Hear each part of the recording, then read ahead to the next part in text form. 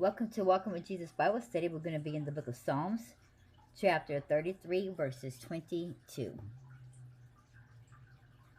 Let thy mercy, O Lord, be upon us, according as we hope in thee. And I'm going to repeat that. Let thy mercy, O Lord, be upon us, according as we hope in thee. God's mercy is a blessing that we do not deserve. Yet God shines his mercy upon us all the time. You know, this verse says some shocking truth. According as we hope in thee, saying that he should bless us with mercy according to what we hope in him. But what if God, just listen, what if God only gave us mercy only due to the amount of mercy that we bless other people with? How much mercy would you receive from God? Thank God his mercy is a blessing that he gives freely, because we don't deserve it. If it was based off what we deserve, we wouldn't have any mercy at all. So when it comes to other people in our life, how much mercy are you blessing the people around you with?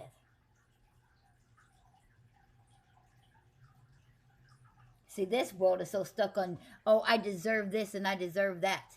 Oh, but he didn't deserve it. He didn't do this and he didn't do that. That's all people care about. It's in everything. What is the first thing that comes out of people's mouth when you are to ask them for help? Well, what are you going to do for me?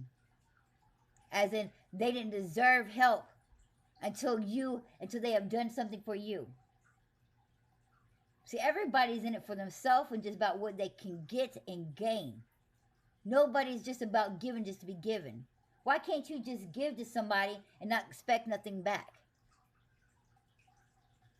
I've been that way my whole entire life. I didn't mind giving because I was taught as a little child that God said, if you have it to give, to give.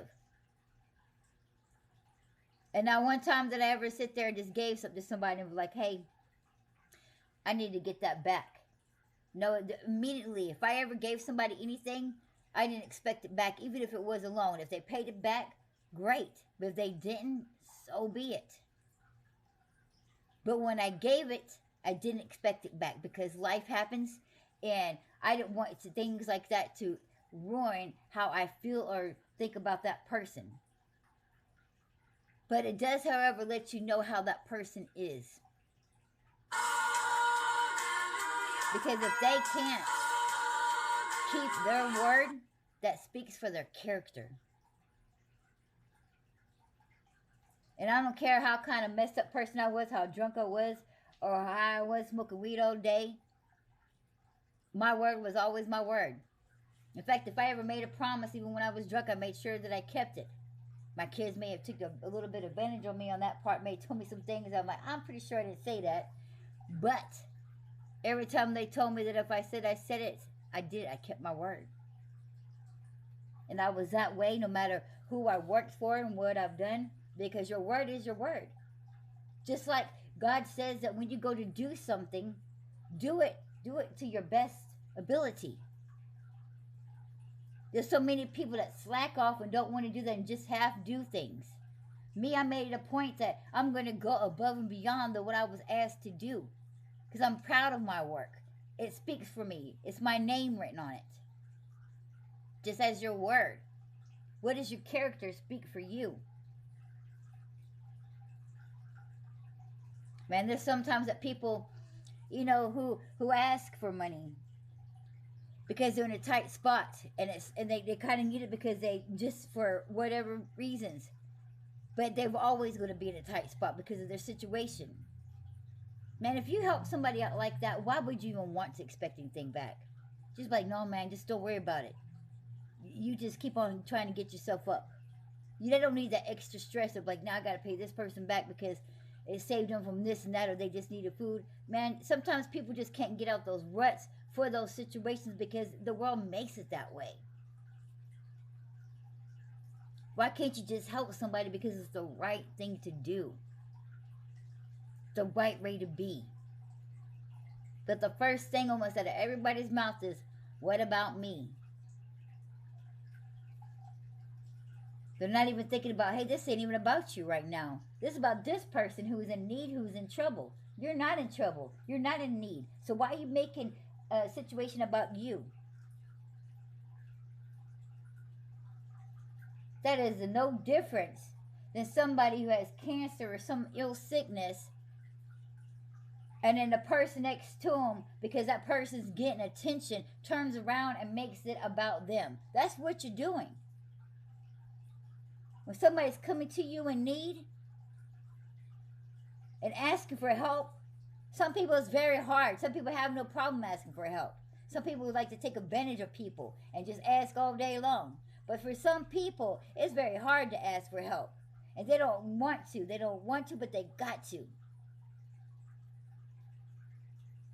And people who's in that time of need wants to sit there and say, well, what are you going to do for me? Switching it from somebody's in dire need to make it about themselves. How greedy. How heartless. But that is the world we're living in. People only care about themselves, that they are betraying their own family members. You got kids killing their parents for money, for attention, because the parents told them no. Spoiled brats. But we can't talk too much. We like to sit there and when we read in the Old Testament where the Israelites was in the wilderness. Man, they were some spoiled brats. Gimme, gimme, gimme. How dare you do this? Why would you do this just to let us die? Oh, complaining. Are we not doing the same thing within our communication with God? That all we do is just ask Him for blessings upon blessings and abundance? Are you giving back or are you just taking? Because a relationship is more than what somebody gives you. But too many people, more than half of the people who call themselves Christians, who have a so-called relationship with God, have not gave back to God. All they have done is ask and take, ask and take, ask and take. How sad. How cruel. And they're the ones that are going to be very shocked because they're going around believing that, oh, I'm one of God's favorite because He's always blessing me. He's always answering my prayers, honey. Oh, but they ain't gave nothing back. So they got this big old head, and when they go stand in front of that gate, God's like, I don't know you. But God, you do. You answered all my prayers. How do you not know me now? Just like He let Cain go about his business and let him build up his own kingdom and left him alone because he didn't care. He just let him be. Just like Ishmael left. Let him do his own thing. God didn't care. And it says in the Bible that God hated Ishmael. But He let him have his own little thing and his own little kingdom over there.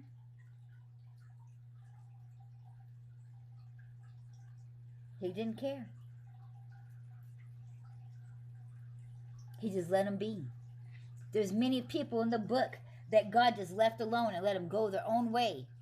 And they prospered and had kingdoms of their own. But God didn't want nothing to do with them. He just let them be, let them live their life. Just like the people of this world is going to live their best life ever because this is the only good life that they're going to have. Because what's going to happen when they die? Where are they going? Hell. So don't be jealous. Don't be envious of some of these people that's just living it up. Because that's the only time that they're going to be happy. They're going to be spending the rest of eternity sad, in pain, in anguish, in hell. And if you don't change your relationship with God, that's exactly where you're going to end up. You got to give. It is better to give than to receive. And if all you have been doing is receiving from God, how sad. What have you given back to God?